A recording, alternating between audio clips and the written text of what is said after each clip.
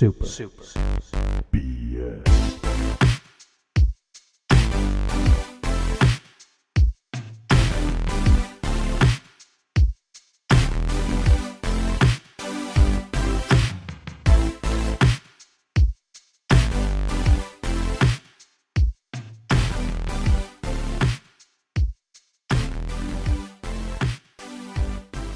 What up, my diddlies? It's Baby Boy Brank here, and I'm joined by... Just Josh today. You know, no janky poo, just a big boy Josh hanging out with small boy Branky poo. Big boy and small boy. Yeah, big boy, in the small morning, boy. small boys in the evening. Our rap group is actually called the Mini-Sized Boys. So Mini-sized boys. So go ahead, check us out today on iTunes, SoundCloud. iTunes, That's where you got to have all your Spotify, rapper stuff. Match.com. We're all over the place. Yeah. We're all on SoundCloud too, which is where you have all your mixtapes. You got to host them on SoundCloud. This is a loaded episode. We got tons of news. I got another quiz to Josh is going to love this quiz. If I remember one thing from last week's quiz, he loved it. He said, I love quizzes. Do you remember saying that? I did, yeah, I think, right? I said that. Yeah, that was the exact, you can quote me. Your exact wording was, I love quizzes. This is the best day of my life. Thank you, Brank. I love you. This is a miracle. Last week was the pinnacle of my existence. I mean, what more could I ask for? I mean, I knew that's what you love, so I got to do it again. And I knew that's what our listeners love. That's why I have a play-at-home style quiz for you guys. Before we get into gaming, though, I got to talk to you all about Tenet. I saw that last week. You get a chance to watch that? Oh, dang. No, I want to. Well, let me just spoil the ending for you. No, it's cool. It's really cool. It is extremely confusing and is totally like Christopher Nolan's love letter to himself. Because it has like a lot of the stuff from his other films. It feels like a mix of like Memento and Inception, but I dig it, man. I think it's really, really cool, and it was fun to see that in a theater with humans. There weren't many there. I know, dude. I can't wait to go back to the theaters. I was actually reading that Mulan has made more money than Tenet, which really makes me sad. I read that also on a site that told people that if they went to the theaters, they would die. So I don't know if I totally trust that source. I know exactly which source. I'm not going to call them out here, but whenever you start other articles with, hey, this is the cost of going to a theater, you may die. You may die. Then your next... It's like... Yeah, it's like when you go to Sunday school as a kid and they say, don't get pregnant because you'll die. It's the same thing. Yeah. I mean, well, everybody knows you die if you get pregnant. That is that's actually a real thing. But this is false. No, yeah. I mean, like I said, that's fine. But they have been trying to push that. Hey, see, look at Mulan. Did really well. And I'm sure Mulan did great. I did not pay for it. $30 to watch a movie at home is not silly. Worth it. Yeah, I paid it. It's not worth it. Yeah, unless they were going to unless it came like a steelbook and it was my favorite movie, then yeah, maybe I'd pay $30 to own it both digitally and physically. But to sell me the rights to watch it on a streaming service that I already have to pay for was, and it's coming to that service for free in December anyways. So if you have a little bit of patience, it's like, okay. But I know there's December 4th. There's some kiddos and maybe some Disney loving in your life, so maybe you've got to watch it. But I did watch, have you ever seen that YouTube guy? He does pitch stuff, like pitch talk. He makes jokes about it. It's really, really funny. He acts as like a guy who pitches Hollywood videos to himself, or Hollywood videos, big blockbuster movies to himself. Oh, no, I haven't seen it. I haven't seen it. Oh, he laid out that movie in such a way that I don't know if I can watch it anymore because it just sounds so stupid that I don't know. The way he explained it was and it was honestly my biggest beef. We're going to Mulan deep dive right now. My biggest beef with the trailer, because I didn't watch it, was the witch. They got rid of Mushu, but they added a witch who's also a bird but has talons for hands. It was the dumbest idea. It's we're going to set it's real reality grounded, just totally like a war movie, but there's a witch who's also a bird. Well, have you read any of the market studies? Bird witches are actually the next big thing in movies. They're the number one. The next big thing. It's going to be huge. I think they were just really trying to go for that bird market, because once they get those birds in the theaters and they're paying for that ticket price, it's look here, here's one of our kind. You got that bird human dynamic. Everybody's loving that. Exactly. They want to fill those theaters up with as many pigeons as possible. Yeah, what if there's a woman who has a pet bird? What is that pet bird going to watch when she takes it to the theater with her every time? Seriously. This is something they can both enjoy. You can put your parrots on your shoulders and go to the movies. This is something for everybody. We're not excluding people in 2020. Pirates, cat ladies, but with birds, all of those people are just loving this movie. So round of applause, Disney. You did it. What have you been playing? What's the main game? If you had to tell me 2 games you've been playing, I'm sure you've been playing more than that. But tell me about one of those 2 games.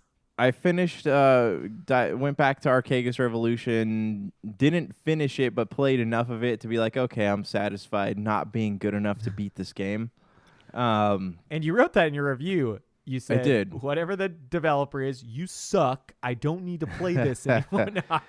I actually, I truly loved the game. It disappointed me that I could not disappointed me, but it frustrated me that I couldn't finish it. That was the big, I was like, yes, I love this so much. And then I just could not, I was not good enough to keep playing the game. And that is, bums me out. Maybe I'll go back to it one day, but I just was not as good at video games as I thought I was. I also started Spider-Man. Forgot to tell you that. I started Spider-Man on PlayStation. PS4? Yeah, never played it before. Is this your first playthrough? This is my first playthrough. Oh wow, that game's great. How are you liking it so far? I like it. It's I'm having a hard time. There's so many things, so many buttons, so many button combinations. There's so many things. So I have a hard time remembering what to do sometimes. So I'm really just I'm fighting Kingpin right now, and I'm just kind of jamming buttons down. And so you're at the opening still. That's I think the tutorial is where you're still fighting Kingpin. Right, yeah. So I mean, I'm doing that, and it's fun. I like it. I just can't remember certain things. So I keep dying, but then I go back and do it better. But that being said, I like it. It's super fluid. It doesn't feel clunky at all. It feels good, being outside, swinging on those buildings.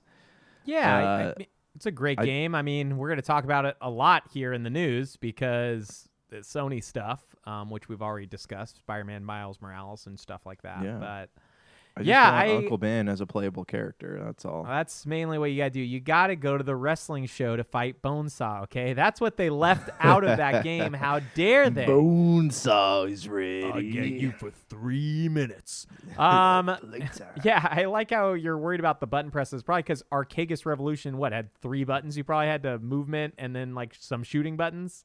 Yeah, right? I had 3. Well, you use the D-pad to move side to side and back and forth, and then you use the A and C buttons to control where you turn. Okay. And and then you had the middle button to shoot things. So it's I forgot the Sega Genesis controller had a B, and C button. There's A, B, C, X, Y, Z, right? If you have the 6-button one. If you have the 6-button one, yeah. But most games never utilize those extra controls. Yeah, I think I had the 6-button controller, though. Is there any power-ups or anything for Arkagus Revolution, or is it just a roguelike where you just, every time you die, you restart? No, there are power-ups, and there's little permanent power-ups. So after each run, you don't have to restart from scratch. Oh, yeah. Well, there's passwords. So, you finish a level, and it gives you the password, and then you can log back. You can turn it back on and load up from that point. Oh, okay.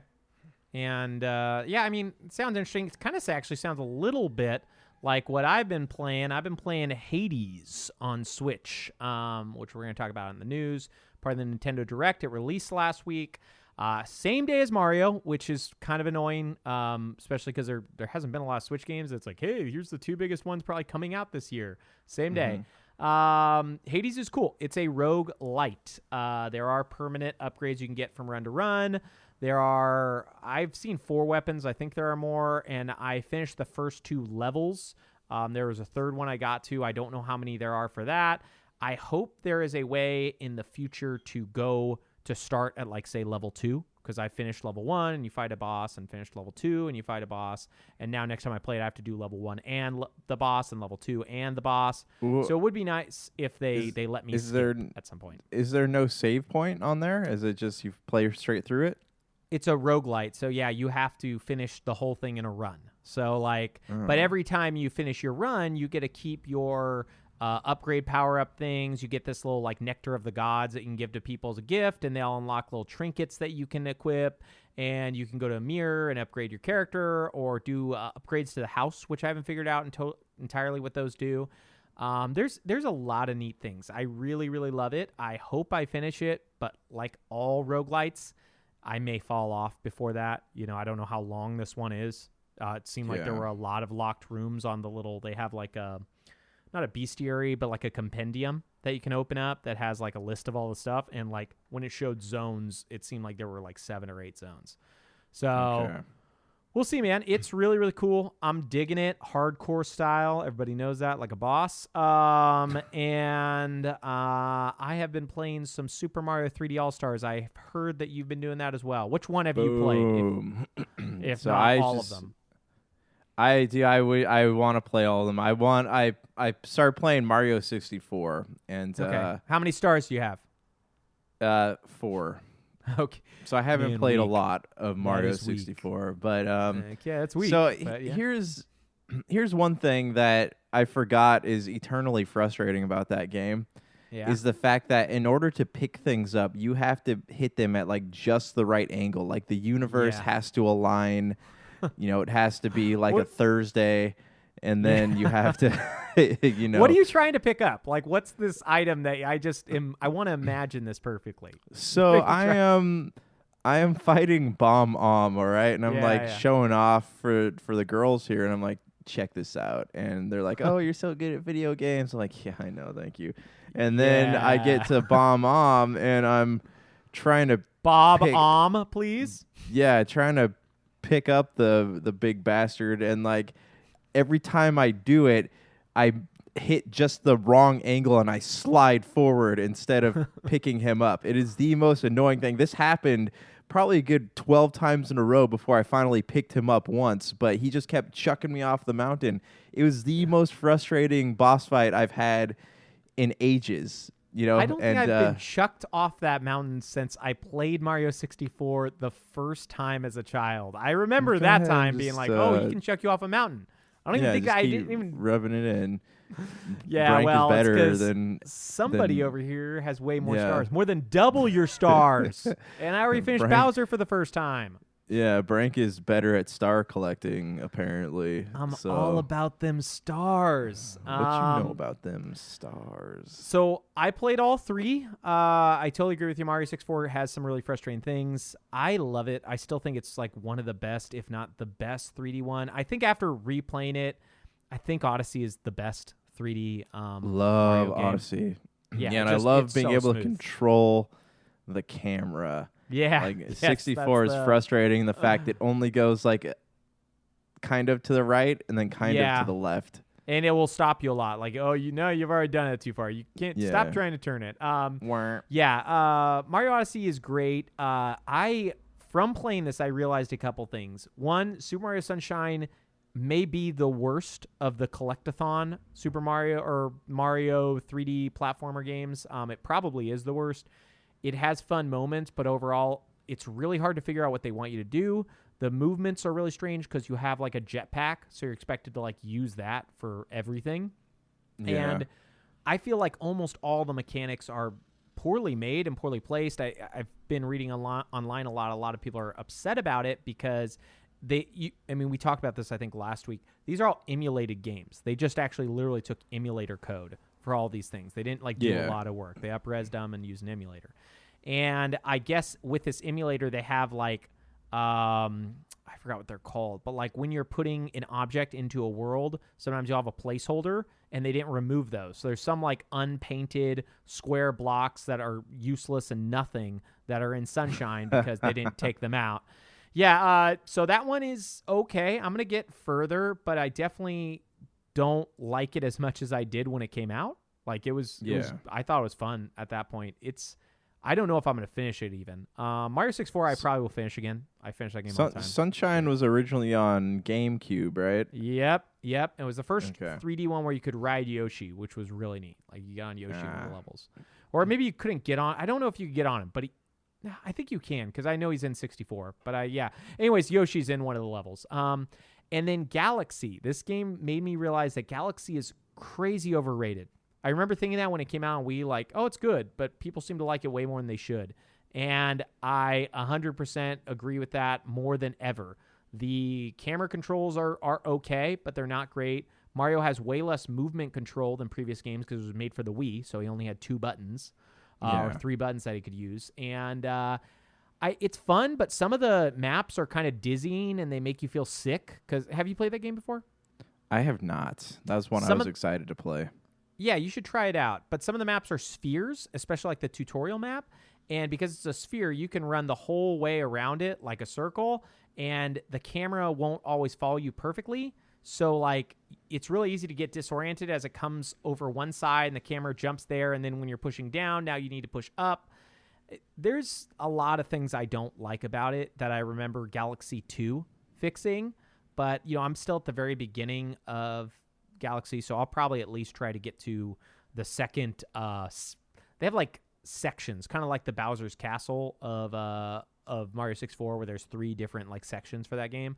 I want to say there's like 5 or 6 little places, and each one has like a few like planets style things you can jump on, like groups of planets and stuff, constellations or whatever.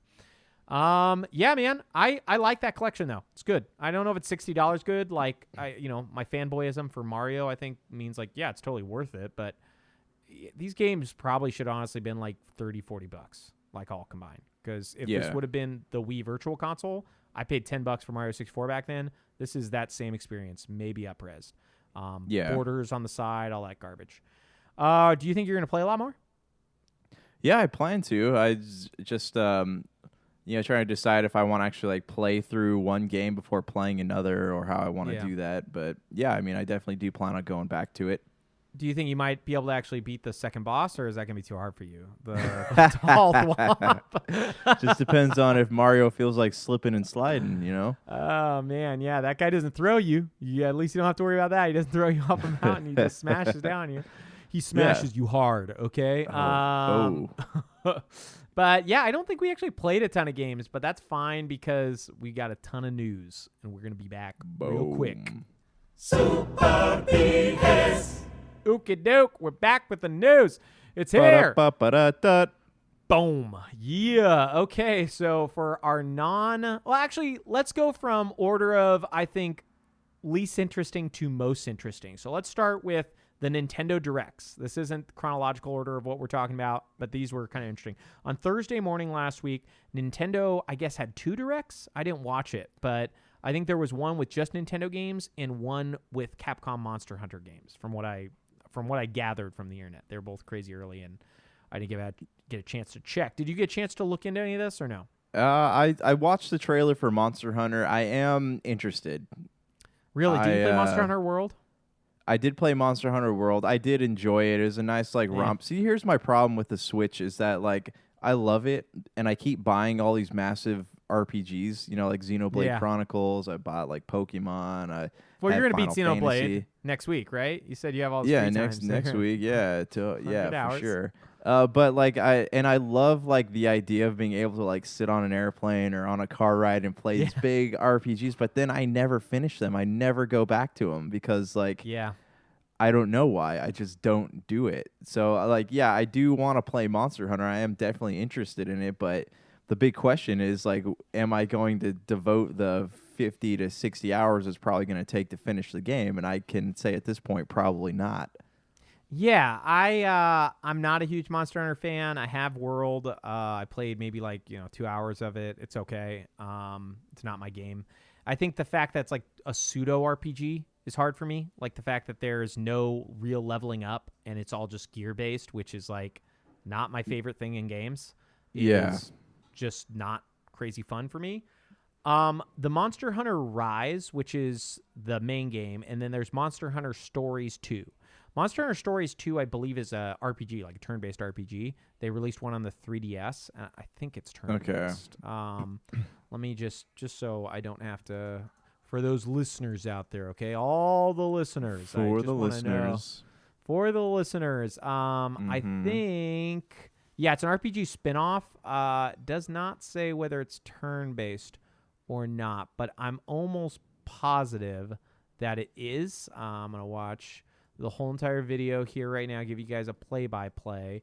No, actually, it looks really cool, and I wanted to play it on 3DS, but I never got into my 3DS. Kind of like when it was out, I just kind of was over 3DS at that part.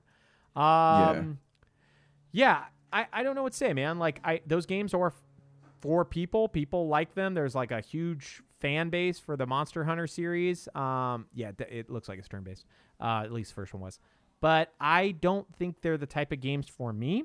I'm glad that they're coming out Switch. I know a lot of people played the 3DS ones, and the PSP or Vita or whatever had one. That a lot of people played that's as well. right. Yeah, I forgot about those.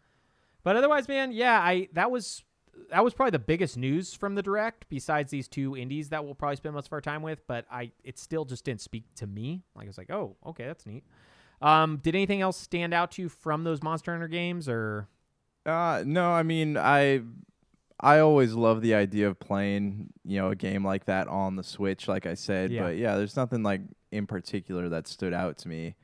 Yeah, I feel the same way. yeah. I feel like the Switch is really, it's best for the Nintendo games that are made for it. And I'm sure, it's fun probably to play Xenoblade, and I had a little bit of fun playing Skyrim, but I just don't find myself finishing those games.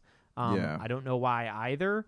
But whatever, yeah. So that was some of the news. They had a lot of other stuff in the other Direct, but we're only going to touch on two things because, honestly, I don't think we care about Fit Boxing or Sniper Elite or whatever the games were. I saw pictures of them. You're not playing Sniper Elite 3? That's not your jam? I'm playing Sniper Elite 3, 4, Zombie Apocalypse Horde /2. Yeah. QI. Whatever the names of these games are at this point, because they're ridiculous. But, glad for the people who like them. No, the two that stood out to me are Ori and the Will of the Wisps. That came out on Switch last Thursday. It was like a surprise launch. Did you play that in February? No, I played Blind Forest. I haven't gotten a chance to jump onto Will of the Wisps yet. Will of the Wisps is great, man. Honestly, this year's been actually fairly decent, so I don't know if it would make my top 5, but if I had a top 10 list, oh, for sure, it would definitely be there. The game was super fun, beautiful, great story, really just enjoyable, fun upgrade systems, like loved it. Glad that Switch owners can play it. I don't know how it will run on Switch. It didn't run great on my Xbox One X, so I don't know how it will run on Switch, but glad for them. And then the game that I mentioned earlier, Hades. It was announced earlier in the year, surprise drop last Thursday. Supergiant company did Transistor, Bastion, Pyre. Transistor and Bastion are both on Switch, but not Pyre. So yeah, that game's great. Supergiant's cool. Always really cool music and artwork. Just great company. That was pretty fun news, though. Anything else from that Direct stand out to you?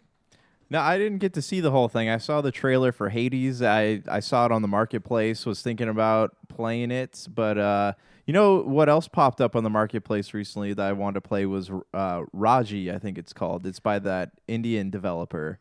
Yeah, that was from the last indie style thing they did just a month ago. Yeah, and like I saw that on the marketplace, and like that game looks really cool. So I'm probably going to get it at some point. But they have a demo. Yeah, it was. If you want to try it. Yeah, I saw the demo. Yeah, but yeah, it's something that's been on my radar. Yeah, man. The demo, I think it's neat, man. Like, I didn't get a chance to play it, but I did watch a lot of the videos, and it looks cool.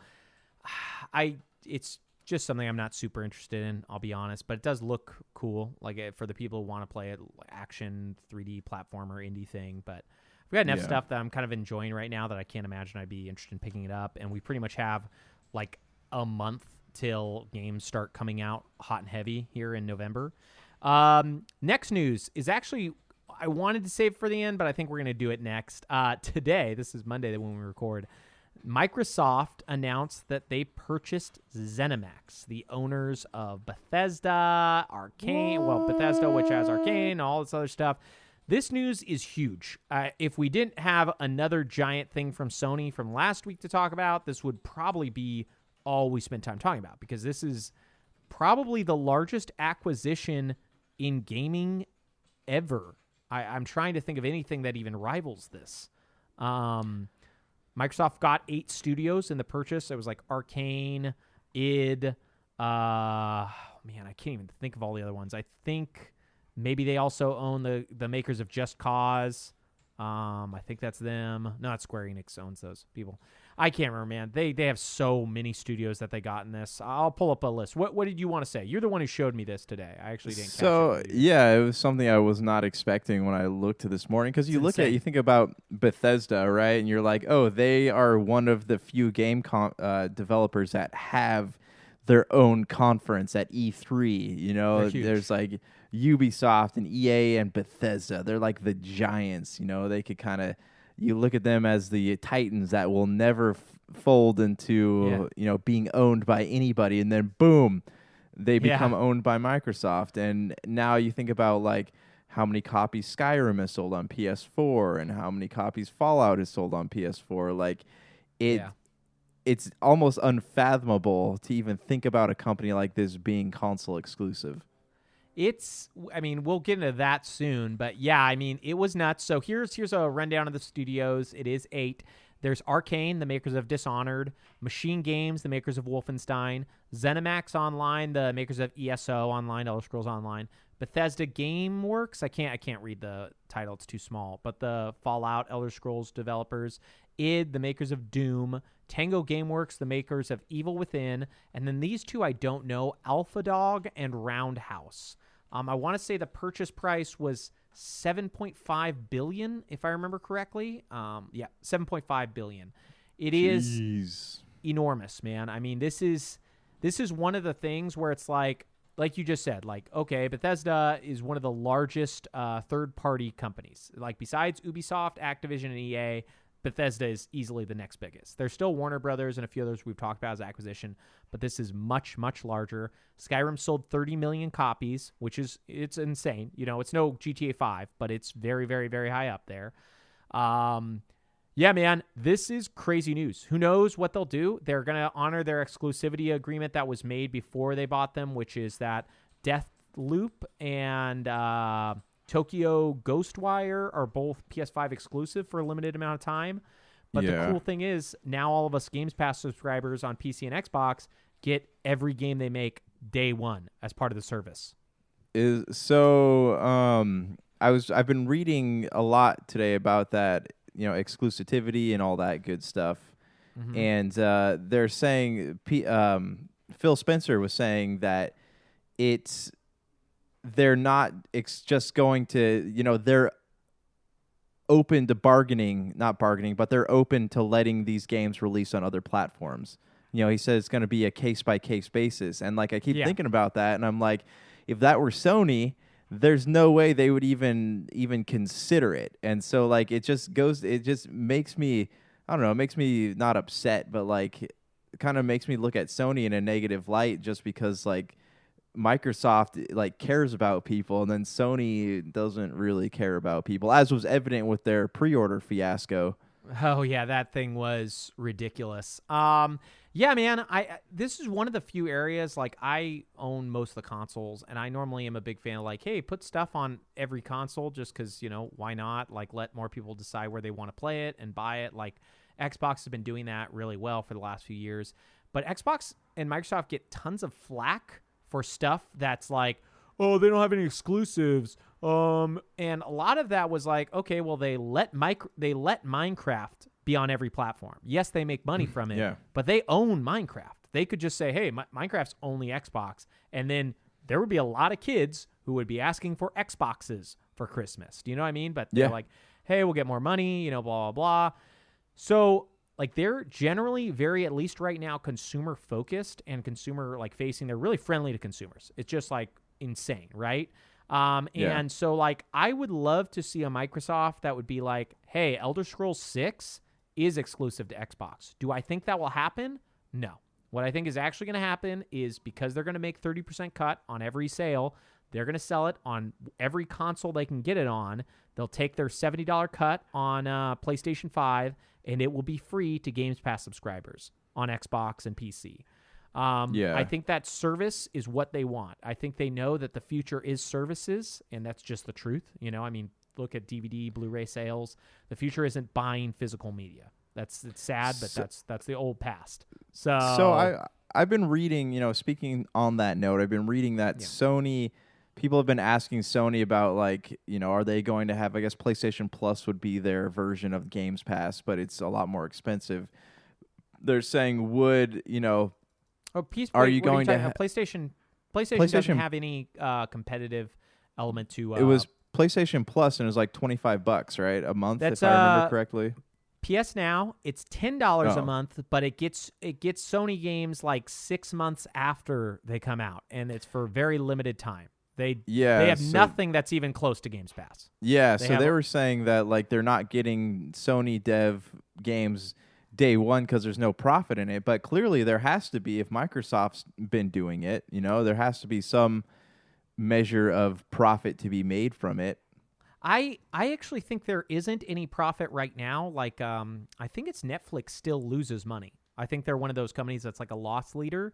But the thing is, it's not a matter of losing money right now. Like, right now, if you have the money, lose it. The thing is the future. Like, Amazon lost money, I think, for the first 15 or 20 years. And they generally had a very low-cost business when you think about it. Yeah. Now, they are, I think, they're either the richest or right next to Apple in terms of company. I think they're the richest. Richest company in the world. I bet it's going to be Amazon. Oh, Walmart still supposedly. What? Let me see. Company revenue 2020 highest. Let's check and see. Because oh, wow. I don't get that.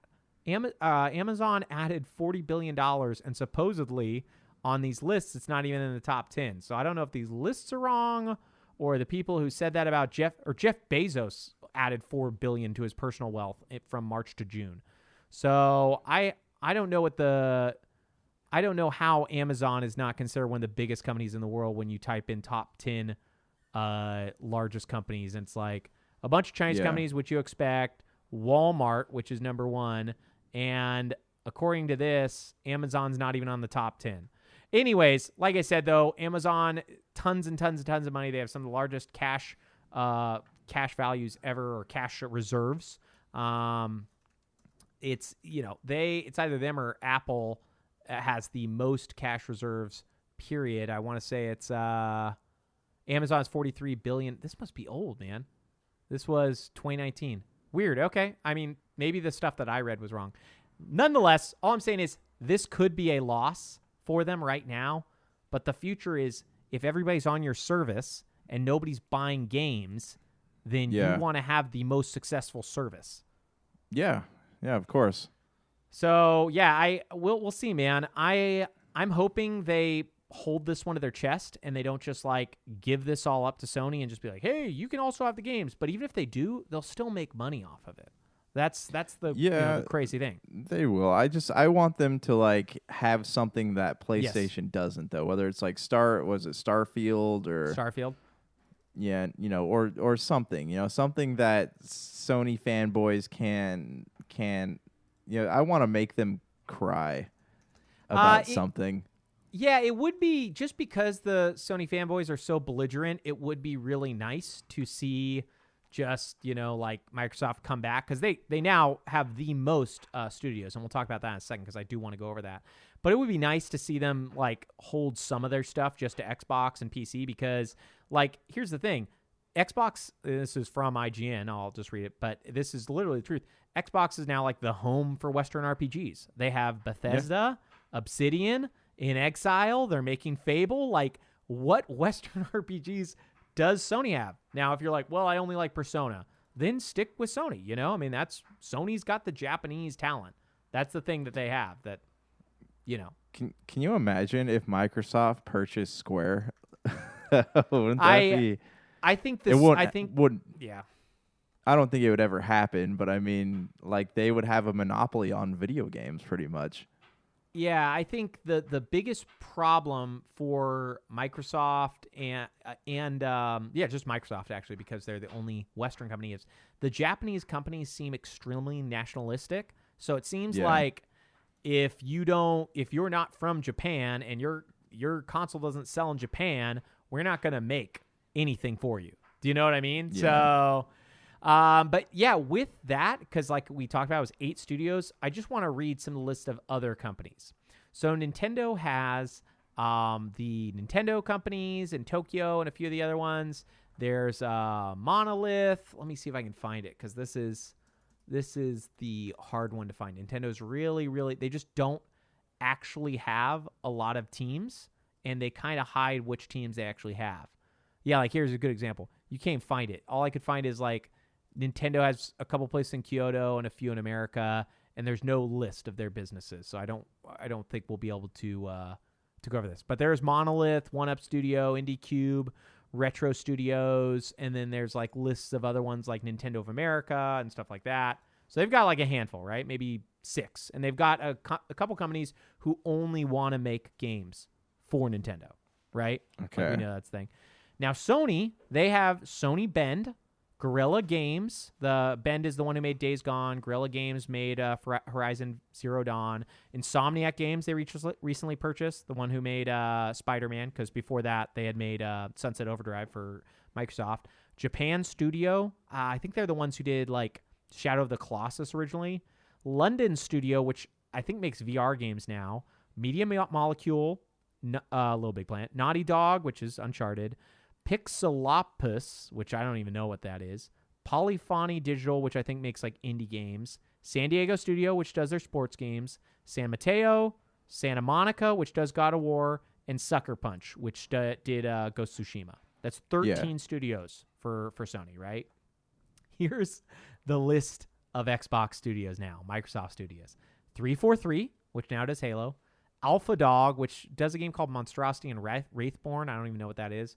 Arcane, which does Dishonored and Prey. Bethesda Game Studios, which does Fallout and Skyrim. The Coalition, which does Gears of War. Compulsion Games, which did We Happy Few. Double Fine, which did Psychonauts. The Initiative, which is the new one we haven't even heard from. id, which is Doom and Quake. In Exile, which is Wasteland. Machine Games, which is Wolfenstein. Mojang, which is Minecraft. Ninja Theory, which is Hellblade. Obsidian, which is Fallout New Vegas. Playground Games, which is Forza Horizon. Rare, which is Battletoads, Banjo-Kazooie. Roundhouse Studios, which we don't know about. Tango Gameworks, which is Evil Within. Turn 10, which is Forza Motorsports. Undead Labs, which is State of Decay. World's Edge, which is Age of Empires. Xbox Game Studios, which I think just publishes stuff. And Zenimax Online, which does the Elder Scrolls Online. They have 23 development studios. For all those people who are saying that Microsoft doesn't have any games and have no exclusives, that narrative is going to be changing soon. There is no way that they have 23 studios and no one's going to make games. So let me ask you this then. What do you think that these big buyouts are going to mean for the future of third-party developers? So here's the truth. I mean, you and I both like Microsoft a lot and Xbox, and we both, own PlayStations and enjoy their stuff, and we like Nintendo. This stuff is actually really, really scary from the outside point of view, that we're moving towards crazy monopolies where Microsoft owns all the development studios and Sony owns all, where it's just like 3 large companies. But I am happy for today. That being said, your question is what happens to other third-party studios? Nobody knows, because this thing has opened up the idea, and like this has been rumored that, EA could be bought, Activision could be bought, Ubisoft could be bought. We're creating this, or they're creating this, these circumstances where somebody could have an accidental monopoly over the third-party industry, right? Like Ubisoft could be the only studio left out there, or Square. Sure seems like it. And I don't think Square... I think Square will be the next one to be bought, and I think it's not going to be by Microsoft. I think it's going to be by Sony. I think if there is one company that has made their bed and put it with Sony, then I think it's Square. Square has done a lot of experimental things. That's what they're known for outside of Final Fantasy. They're very experimental with what they make, and I don't think that Sony would give them the freedom to do that anymore. And Sony's pretty good to its development studios. I'm not going to say they're bad, but here's the thing. The reason why I think that Square would go with Sony is look at Avengers. Sony or Spider-Man's only on PlayStation. Look at Final Fantasy 16. Right now, it's only coming to PS5, which we'll talk about soon. Look at Final Fantasy 7 Remake. An exclusivity of 1 year, only to PS4. I mean, there's a couple Switch things that they have lined up, but nothing big. Nothing that's like, whoa. Their biggest game was Octopath Traveler, and I think it did okay for them, and they just don't seem to care. otherwise. Yeah. I think they might be the next to go. After that, my guess would be either EA or Activision. But it does seem like we're moving to this weird monopoly future where nationalism is a part of the key, right? Like Microsoft is owning almost all of the Western development studios. Yeah. And Sony has like crazy relationships with all the Japanese studios. So we'll see, Sony man. Sony's Japanese, right? Like They're from Japan. Their actual exec, I think their head of PlayStation is now based out of Europe. He was the Guerrilla's Game guy. I can't remember his name. Or maybe it was Jim Ryan might be the head of Sony now. Sony Interactive Worldwide Initiative or whatever it's called. Yeah, man, that was crazy news. I think in a way that it might even surpass the other news that we have. But really, this other news was big too. PlayStation 5 was finally dated and priced, and they talked about games, and all last week on Wednesday afternoon, PlayStation 5 was revealed for a November 12th launch. $400 for the discless version, $100 less than what I was thinking, $150 even in some cases, and $500 for the one with the disc, which is, I thought it was going to be $600, $550, $600 easy. They are launching November 12th, like I said. They were supposed to have the pre-orders go up the next day after the show, which would have been Thursday, but you can go into it. You can explain to everybody what happened. Well, so they really didn't tell anybody. Like Jeff Keighley had a tweet come out and he said, check your retailers as early as tomorrow, and he didn't make it sound like all of them. Like if you look at the order of retailers putting out pre-orders, I don't even think they knew what it was. Like, because Sam's Club was like 4 hours late to the party, right? You have and companies I love the Walmart tweet though. Do you remember that one? Let me see if I can find it. It was like the best make you wait to get the new PlayStation 5. Nah, that's not like us. Go on, pre-order it now. That was like, I think 30 minutes to an hour after the presentation. So it started this like pandemonium of like, hey, if you could find it, pre-order it, just whatever happens, happens. It was so chaotic and unorganized. And from what I was reading too, that Sony there's something going on with a lot of like websites like Walmart and Best Buy and all these places to where if your search history didn't yield so many search results for Sony products, they wouldn't let you. It didn't matter what place you had in line, they would not let you pre-order the Xbox. There are people who logged on, or PlayStation, yeah. There are people that logged on like right when the pre-orders went live, and by all means, they should have gotten one, but they sat there waiting for 2 hours, didn't get anything. Yeah, man, this whole thing was botched. I didn't even try. I do have a friend who got one. For me, it's kind of like a weird thing because I think the one with the disk drive looks horrendous, like looks really, really bad. And we still have more to talk about the press conference, but it's $500, but I have a lot of PS4 discs, so I kind of think I should get the disc one. So I'm like in this weird place, and the discless looks much nicer and is $100 cheaper, but I don't know if you saw, they're releasing like literally half of the amount of discless ones as they are doing the ones with the disc drive. The $400 models. Yeah, well, from what I've been reading, it hasn't yielded the results that they wanted. Yeah, here's the thing. I think the only reason why they're releasing the discless one for so cheap is, like I said last week, because they're going to get 30% of all sales, and you have to do all sales on their store. So they're going to get more money in the end. But about the conference, let's get back to that, because I don't know if I'm pre-ordering either of those. Real quick, though, about the pre-order stuff, Microsoft made like a really funny quote, which is like, don't worry, we're going to make sure you all know when to pre-order. And they did, I guess, I think it's tomorrow. Tomorrow, yeah. They go up at 11. For you, I think it's 10. 10, right? Yeah. They start tomorrow at 10 a.m. for me, yeah. And for Pacific time, it's 8. And for people listening to this, though, it's already done. But yeah, in Eastern time, it was 11 a.m. So yeah, that is that's interesting. That's really, really interesting. And, I'm hoping it's good. I may try to pre-order one. I don't know, man. $500 is a lot of money, and I don't think I'd be interested in a Series S. But anyways, about the PlayStation 5 conference, they announced what we all thought, that Spider-Man Miles Morales is coming to PS4. It's also a $50 title, so that is cheaper. So it's not probably a full experience. You can buy the full experience, I think, for $70 with the Spider-Man remaster. That's on PS5. They showed Demon Souls, which after the show, we found out that's a launch title. And then after that, we found out that their games are going to run $70 for full-price PS5 games. That's crazy, man. It's the future. So that's why that know, Games Pass service better and better, man. Yeah, it's such a big change. And we, growing up in the 90s as we did, we were used to paying exuberant amounts of money for games. But, like, it's just...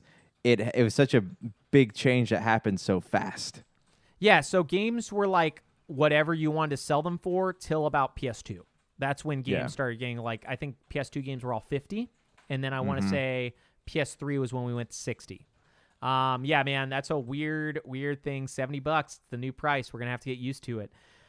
Demon Souls is the only thing I think I would. That and Spider-Man would be the only games I would buy if I got a PS5. But I have a PS4 Pro.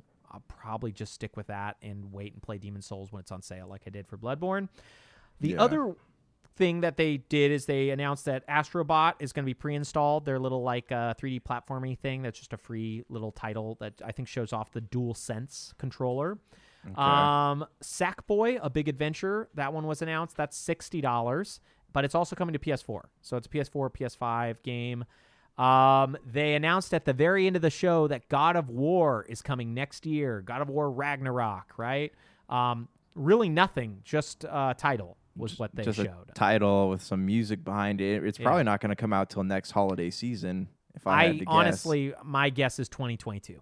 Unless it's like a weird game where they're using the game from God of War, the one that came out in 2018. They're using all the assets and some of the worlds and stuff. My guess is 2022. And then the weirdest piece of news is Horizon Zero Dawn Forbidden West. The sequel is coming out to PS4. So even whenever that comes out, you could still get on the last console.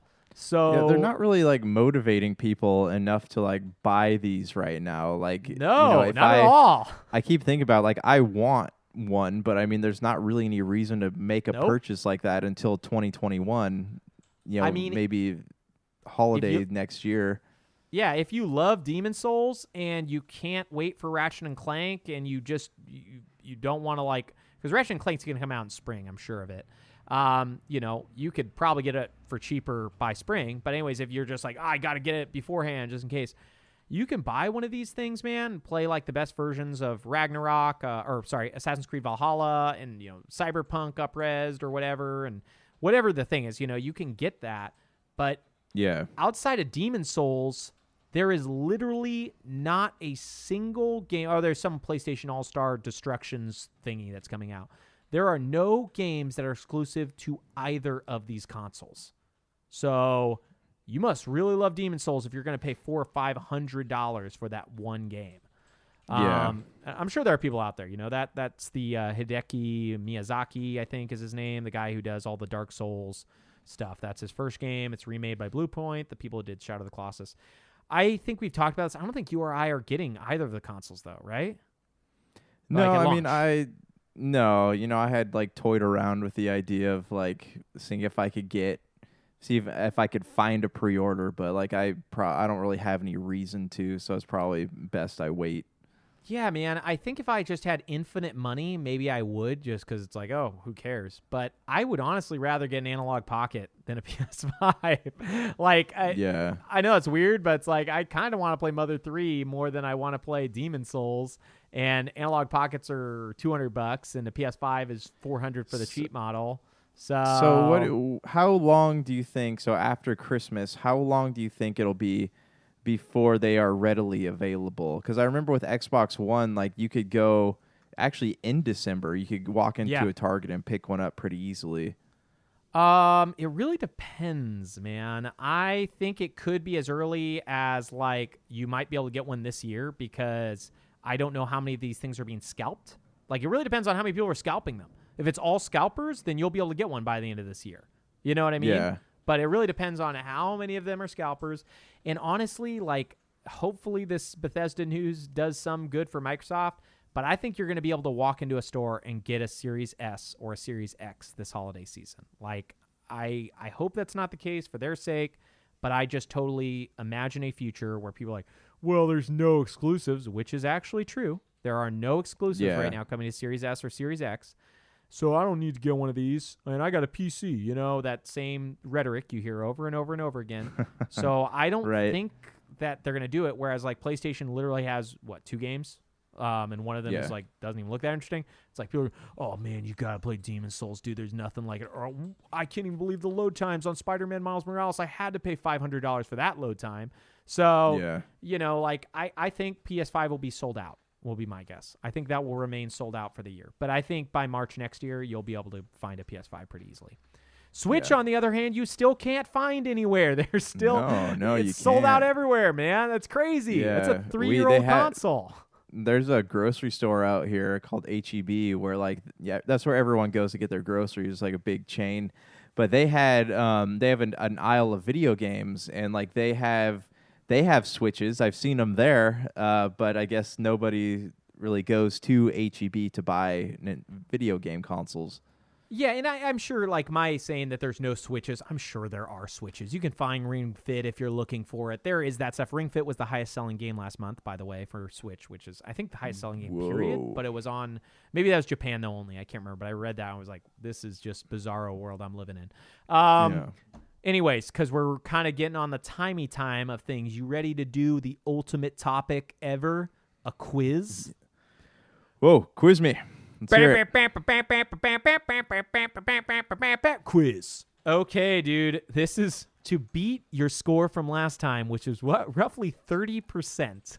You got 4.5 out of 15.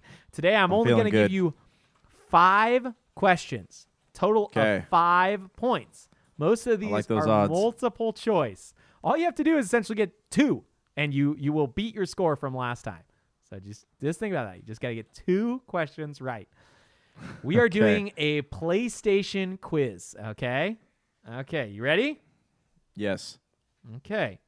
Which of these games was not a launch PlayStation 1 title? Ridge Racer, Rayman, or Crash Bandicoot?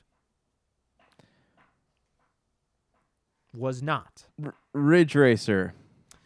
It was Crash Bandicoot. You dingus! Oh, you would think you set me up on that one though. I know. I can't make these too easy. He's a mascot. You'd think that would be a launch title. Nah. He was actually let's see. September 9th, 1996. Let's see when the PlayStation 1 launched. PS1 launch date. I think it was. Oh, you got to type PlayStation because I don't know if you remember, they released this really weird small console called the PS1. Okay, so it looks like the PlayStation console launched in Japan in 1994, but it launched in North America 1995. So Crash Bandicoot came out a year after the PlayStation 1 launched. It's something to chew on. Okay, so that was wrong. Crash Bandicoot was the title that did not launch. So Ridge Racer, Rayman, they had some interesting launch titles. Okay, what was the highest selling PS2 title? Was it Gran Turismo 4, Grand Theft Auto San Andreas, Grand Theft Auto 3, or Final Fantasy X? I love this. I love quizzing you. You're a teacher. You should care about your quizzes, man. What do you tell your kids when you're teaching them? Oh, don't worry about quizzes. They don't matter at all. Was it Gran Turismo? So here, let me read you the titles again. The titles are Gran Turismo 4. This is PlayStation 2. Grand Theft Auto San Andreas, Grand Theft Auto 3, or Final Fantasy X. Which one was the highest selling? Bong, bong, bong, bong, bong, bong. Sorry, it was Grand Theft Auto 3. San Andreas, man. You would have been wrong twice. Okay, I didn't. You're setting me up for failure. No, I didn't. You're setting me up for failure. That is whatever you think the newest Grand Theft Auto is. That's going to be the highest selling game ever. Okay, Gran Turismo 2, I think, was the highest selling PlayStation 1 title, though. That's I believe. Let's see, highest selling PlayStation 1 title, because I want to see if you were right at all. It was. Oh. No way. Really? Oh, it's the original Gran Turismo. And that's who Polyphony is. That's the company I talked about earlier that I didn't know. Yeah. Okay. So We are. Oh, sorry. I gave you points for both of those. That was supposed to be zeros. I'll take them. Thank you. No, sorry. So that's a 0 out of 2. Okay, now let's go for question 3. What was the name of the first-person shooter made by Insomniac for PlayStation 3? A first-person shooter Got to get the full title. made by Insomniac for PlayStation 3. Whew. As far as I know, this is the only first-person shooter that they've ever made, like series. I know. I'm trying to think that what they've done. Oh, never mind. They also did Fuse. Sorry, and that's not the game. I just gave that away, but they also did Fuse, which is first-person. Okay, by I got this. Insomniac. It's made by Insomniac. It was like, I think it was either launch or launch window for the PlayStation 3.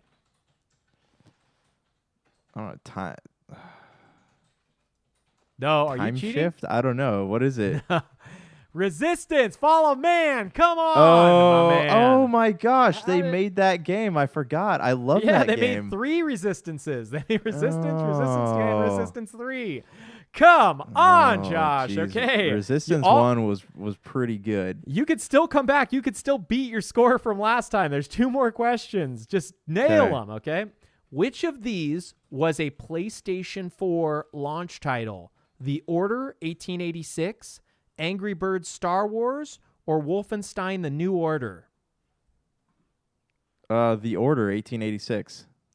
Bong, bong, bong, bong, bong, bong. Sorry. It was Angry Birds Star Wars. I thought you might have got that because it was such a weird title to put in there.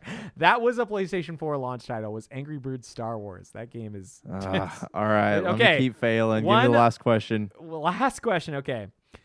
On which PlayStation console did the most Final Fantasy titles release? PlayStation 2. Oh, Josh. Oh, no. PlayStation 1. You got it too late, my bro. I'm sorry. I can man, award no for some points. reason I was blanking out on what came out in the 90s. Yeah, man. There were so many Final Fantasy titles. Final Fantasy 7, Final Fantasy 8, Final Fantasy 9, Final Fantasy Anthologies, Final Fantasy You could Origins. play. It was like 1 through 2 and then what? 5 through 9, right? Yeah, PS1. you couldn't play 3, but I think they had 4 too. I think they had 4. So I think it was 1, 2, 4, 5 through 9, all PS1. I mean, technically, and this was hard to like. I didn't know how to write this question because all those games were on PlayStation 3 digitally, but I consider PlayStation 1 still being like the main thing that had it because that's where they all actually released. Yeah, man. Well, so next quiz that we have, you got a really low bar. I think you can beat it. 0% positive rate. I hope you pass kids in your class with 0% on their quizzes, okay? Because I'm going to need to come there as a guest speaker and say, hey, sorry, guys, your teacher's not as good as he says he is. He doesn't even get. He gets a 0% on the quizzes. Was I the write. Top-selling game. What a moron! How is he ever going to get a job? He's not doing good on these quizzes. Quizzes are what gets you jobs. Everybody knows that. Yeah, of course. Everybody knows that. Yeah, man, that was awesome. That was the best Super BS. We just won the award title for greatest video game podcast in the universe. Thank you. Given to us by all of our non-binary 50-plus listeners. We did it! By the way, we got 3 new listeners. We thank you. Please rate and review on iBack or wherever you can find us, SoundCloud, Match.com, all the places. Don't go to Anchor. If you go to Anchor, I swear. If Anchor listens to this, please. I was joking. That was a joke. Okay, my dude, anything else you want to add before we hit the road? That's it, man. That's Peace all. be with you. Peace be with you, my bro subs. Blessings of the animals upon you. Amen. Oh, yeah.